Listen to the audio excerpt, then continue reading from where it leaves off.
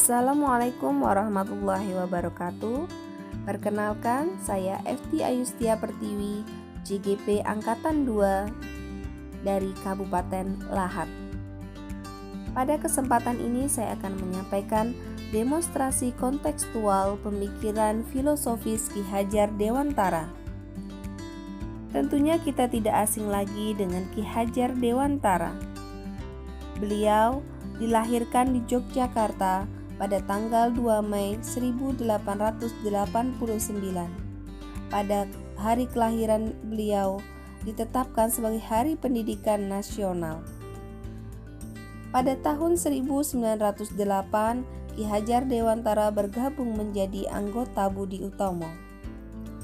Pada tahun 1913, Ki Hajar Dewantara diasingkan karena beliau mengkritik pemerintahan Belanda dengan menuliskan sebuah judul "Seandainya Aku Seorang Belanda". Pada tahun 1922, Ki Hajar Dewantara mendirikan sebuah taman siswa, yaitu perguruan yang sangat menekankan pendidikan, rasa kebangsaan kepada peserta didiknya agar mereka mencintai bangsa dan tanah air dan berjuang untuk memperoleh kemerdekaan.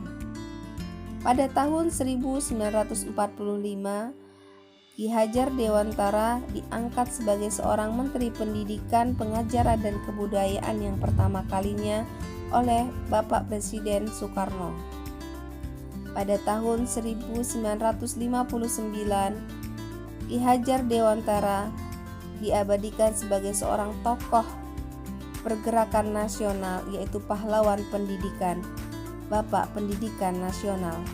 Pada tahun 1959 ini beliau meninggal dunia di Yogyakarta. Untuk sekarang yang kita kenal Bapak Pendidikan Nasional yaitu Ki Hajar Dewantara, dan tanggal 2 Mei diresmikan sebagai Hari Pendidikan Nasional.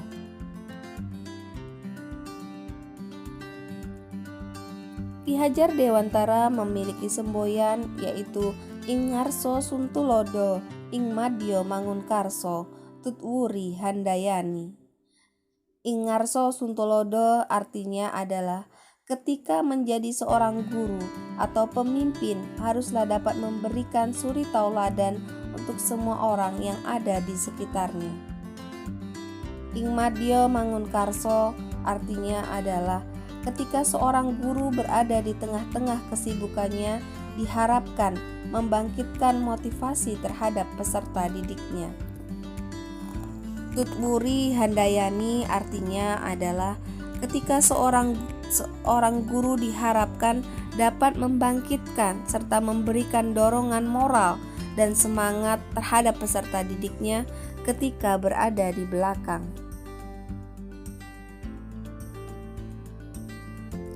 Pendidikan menurut Ki Hajar Dewantara adalah pendidikan yang menuntun, karena setiap anak itu unik sehingga guru sebagai pendidik ibarat petani, anak ibarat bibit yang masing-masing sudah memiliki kodratnya.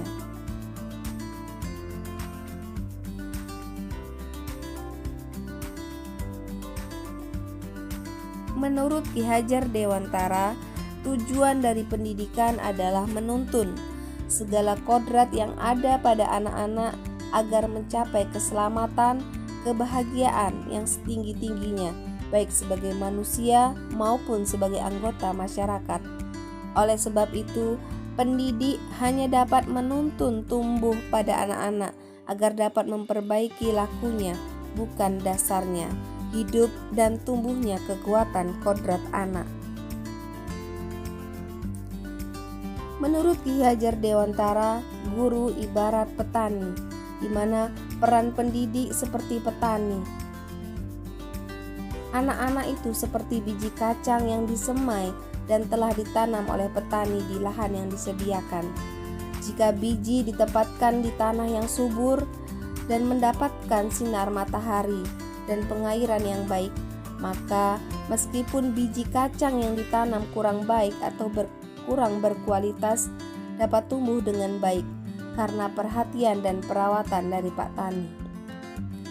Demikian sebaliknya, Meskipun biji yang disemai adalah bibit berkualitas baik, namun tumbuh di lahan yang gersang dan tidak mendapatkan pengairan dari cahaya matahari serta tangan dingin dari Pak Tani, maka biji itu mungkin tumbuh namun tidak optimal. Seperti halnya dengan murid kita sebagai seorang peserta didik, jika tidak ada dorongan dari seorang guru, maka siswa tersebut juga tidak akan bisa berjalan dengan baik.